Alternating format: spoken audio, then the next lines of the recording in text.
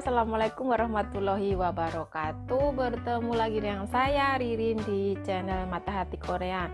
Kali ini saya mau memberikan informasi tentang banyaknya penipuan melalui belanja online ya.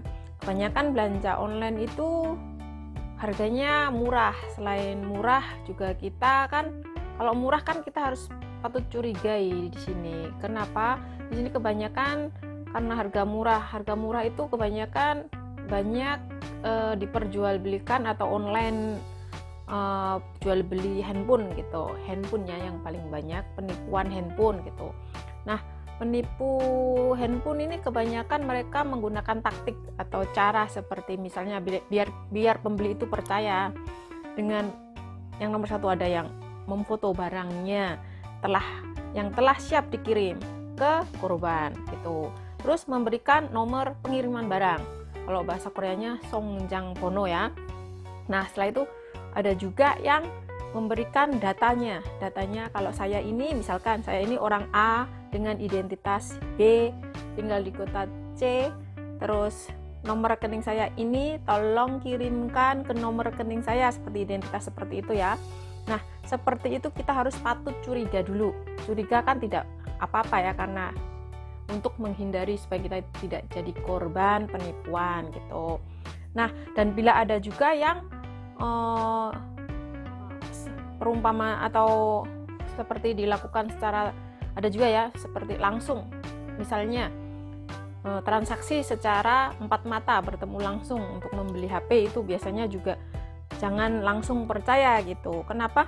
Karena bila kamu misalkan bertemu empat mata dengan pembeli atau penipu tersebut, bisa juga handphone yang ditawarkan dia tersebut itu hasil juga dari memungut, nemu bahasa Jawane, terus juga bisa juga dengan mencuri gitu barang tersebut. Makanya dia ingin ketemu empat mata, ayo kita ketemu di lokasi A gitu, dan memberikan uang secara cash, jual beli di situ terjadi gitu.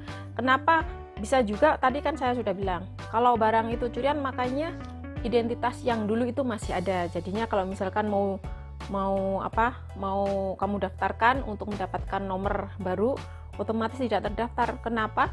Karena nomor tersebut masih punya yang sebelumnya. Karena mereka ingin bertemu langsung dengan kamu untuk memastikan kalau handphone ini benar ada harganya murah. Nah, gitu. Nah, seperti itu. Maka dari itu orang Korea pun banyak yang menjadi korban. Kenapa? Karena kasus penipuan seperti ini masih banyak juga sih korbannya gitu. Tadi seperti misalkan bertemu dengan transaksi juga, kalau bisa jangan langsung percaya, patut dicurigai. Yang saya bilang tadi, setelah kamu terima barang tersebut, kamu ke counter untuk mendaftarkan nomor kamu, ternyata identitasnya di situ masih identitas orang yang dulu, punyanya orang yang dulu identitasnya. Nah, setelah itu kamu ditelepon oleh yang punya, misalkan ini handphonenya kamu yang bawa, misalkan gitu. Kamu pencuri ya, bisa juga kamu dituduh sebagai pencuri gitu. Maka dari itu jangan langsung percaya juga, seperti pembelian secara transaksi empat mata gitu. Nah, yang perlu saya jelaskan lagi tadi, korban karena banyaknya penipuan penipuan seperti yang sudah saya bilang tadi, kan masih banyak juga korbannya. Tadi juga saya bilang korbannya juga ada orang asing dan juga orang Korea pun ada. Nah, kenapa penipuan itu terus terjadi? Karena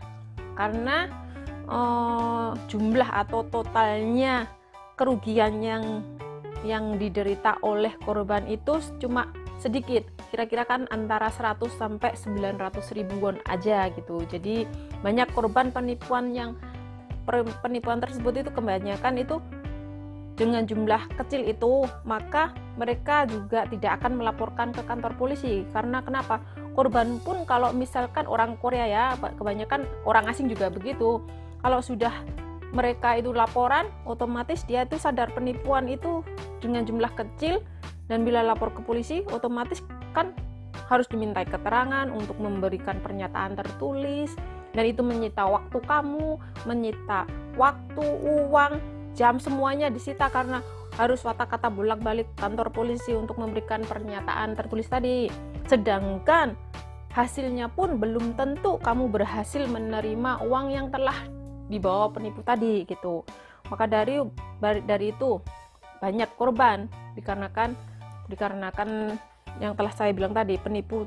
Misalkan pun kalau ketangkap pun juga mereka mungkin ya kalau dia langsung bisa membayar jumlah kerugian total yang kamu derita tadi, tapi ternyata kenapa saya tidak punya uang untuk membayar misalkan ya, dan saya cukup dendanya aja lebih kecil daripada penderitanya kan nggak 1-2 orang, sebenarnya banyak gitu.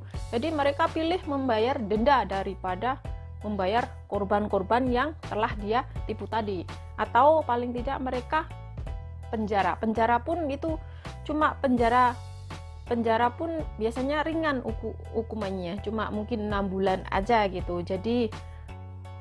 Jadi untuk orang asing pun, apalagi yang statusnya saudara-saudara ini ada yang swasta ilegal yang tidak punya data diri ya, itu kebanyakan takut untuk melaporkannya ke kantor polisi. Takutnya kenapa? Kalau kita ditangkap gitu. Sebenarnya tips saya nomor 1, polisi tidak akan menangkap korban jika kamu emang menjadi korban. Tentunya mereka tidak akan melaporkan kamu ke imigrasi dan tidak juga dipulangkan gitu. Jadi kalau emang mbaknya menderita kerugian, korban, semuanya pokoknya korban, silahkan lapor ke kantor polisi terdekat gitu. Jadi jangan takut untuk dilaporkan ke imigrasi, tidak akan dipulangkan. Itu tips saya.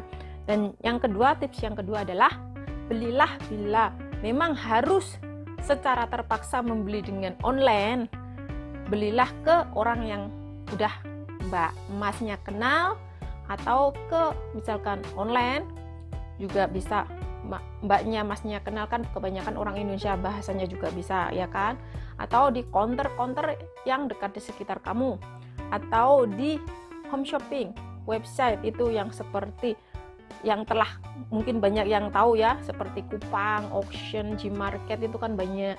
Nah biar aman untuk menghindari penipuan seperti ini lagi gitu. Jadi kalau bisa untuk mengurangi supaya tidak ada korban lagi seperti sebelumnya. Kan ada juga ya jumlahnya kecil gitu, karena jumlahnya kecil mereka pun jadinya malu juga ada gitu. Belum tentu itu pun uangnya balik. Yang sudah saya bilang tadi, uang balik nggak mungkin 100%. Iya kalau dia mau bayar penipunya. Kalau enggak, dengan tangan kosong kita lapor, udah habis waktu, udah habis uang untuk pulang pergi, jalan, harus memberikan keterangan secara tertulis. Maka dari itu pesan saya yang 1 dan 2 tadi tolong diingat.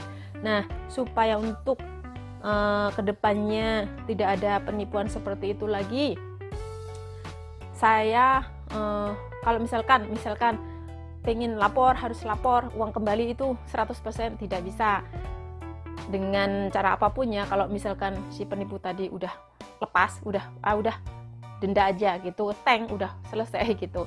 Jadinya kalau misalkan ada pertanyaan atau ingin informasi lebih lanjut atau ingin bertanya atau kurang jelas, silahkan komen di YouTube saya, di bawah komen silahkan, dan juga jangan lupa untuk sharing supaya tidak ada korban lagi. Terima kasih, semoga bisa membantu teman-teman yang suka berbelanja secara online. Terima kasih. Wassalamualaikum warahmatullahi wabarakatuh.